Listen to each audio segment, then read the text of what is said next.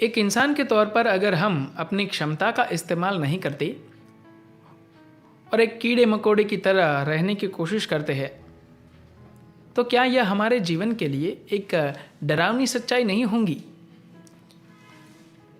लोग अक्सर आकर कहते हैं, मैं यह करना चाहता हूँ, लेकिन ऐसी अनेक खूबसूरत चीज़ें थी जो इंसान कर सकता था, लेकिन वह कर नहीं पाया क्योंकि उसके पास एक लेकिन था। हाल ही में किसी ने मुझसे पूछा कि सद्गुरु, मैं आपको अपना जीवन समर्पित करना चाहता हूँ, लेकिन अब यह जो लेकिन जैसी कोई चीज़ नहीं होती। अगर आप लेकिन और परंतु जैसे शब्दों की खोज कर लेते हैं तो आप एक ख्याल बनकर रह जाते हैं, क्योंकि तब आप अपने ख्यालों को अपने दिल और दिमाग से ज़्यादा तरजीह दे रहे हैं। आप में से किसी ने अगर ईशा योग कार्यक्रम को पूरा किया होगा तो उस समय आपके मन में ही कहीं ना कहीं एक पल के लिए ही सही यह विचार आया होगा कि यही असली चीज़ है। यह एक वो पल था जहां आपने अपने चरम का अनुभव किया था। उसी पल को आपको अपने जीवन का आधार बनाना चाहिए, न कि आपको अपने जीवन का आधार निराशा, ईर्ष्या, नफरत भरे क्षणों, आनंद विहीन पलों, दर्द या असहनशीलता से भरे पलों को बनाना चाहिए। आपके जीवन के जो सबसे बेहतरीन अनुभव रहे हैं वही आपके जीवन के केंद्र बिंदु होना चाहिए। अगर आप अपनी पहचान अपने अनुभवों में आई छोटी चीजों से बनाते हैं तो आपके विचार और भावनाएं हमेशा उन्हीं के आसपास काम करेंगे और फिर उन्हीं के इर्द गिर्द आप अपने पूरे जीवन का निर्माण करेंगे। जीवन में हर चीज, चाहे वह घास का तिनका ही क्यों ना हो, अपनी क्षमताओं का सर्वश्रेष्ठ इस्तेमाल कर रही होती है। चाहे वह कीड़ा हो या पतंगा, एक चिड़िया या एक पेड़, हर एक जीवन अपनी क्षमता के हिसाब से सर्वश्रेष्ठ करने की कोशिश करता है। कुछ समय पहले मैं एक डॉक्यूमेंट्री फिल्म देख रहा था जिसमें दिखाया गया था कि कैसे किसी पेड़ की जड़, बल्कि उस जड़ के सिरे की हर कोशिका जमीन के भीतर से अपना रास्ता खोजने की कोशिश में जुटी हुई है और कैसे हर कोशिका ज्यादा से ज्यादा पोषक तत्वों को समेटने की कोशिश में लगी है। यह फिल्म इस तरह से बनाई गई थी कि यकीन करना मुश्किल था। आप सोच भी नहीं सकते कि एक छोटे से पौधे की जड़ का सिरा भी कैसा अद्भुत काम करता है, वह भी बिना रुके लगातार 24 घंटे।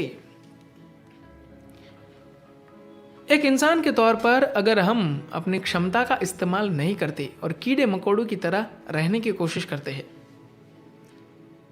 तो क्या यह हमारे जीवन की भयंकर सच्चाई नहीं होगी? हमें हर हाल में अपनी परम संभावनाओं को पाने की कोशिश करनी चाहिए,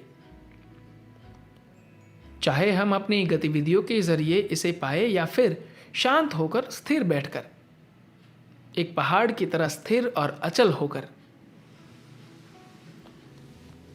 अगर आप बिना हिले डुले बिल्कुल एक पहाड़ की तरह स्थिर बैठ सकते हैं तो हम आपकी पूरी जिंदगी देखभाल करने के लिए तैयार है।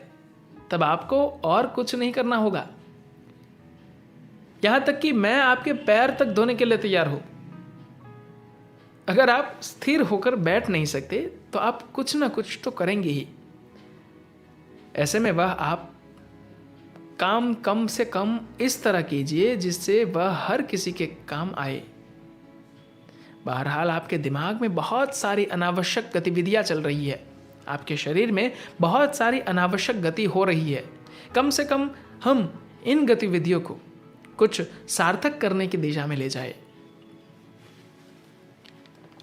अगर आपके मन में एक ख्याल आता है तो यह ख्याल आपकी अपनी तरक्की के लिए होना चाहिए या फिर हर एक की तरक्की के लिए होना चाहिए।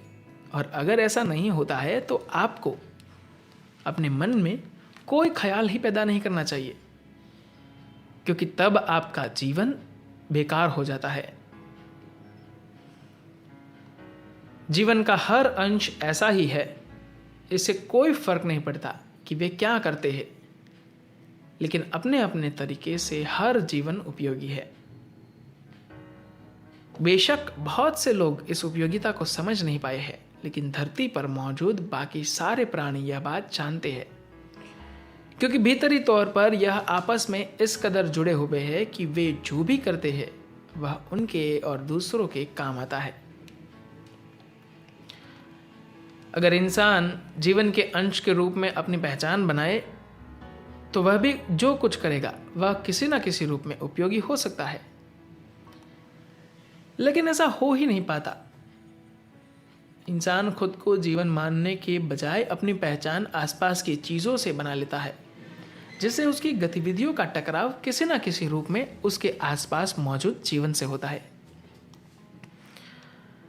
अगर आप अपनी पहचान अपने भीतर मौजूद जीवन प्रक्रिया के साथ स्थापित करते हैं, न कि मनोवैज्ञानिक प्रक्रिया से, न भावनात्मक प्रक्रिया से, और न ही अपने भीतर की रासायनिकता से, तो उस स्थिति में आप जो कुछ भी करेंगे वह अच्छा ही होगा।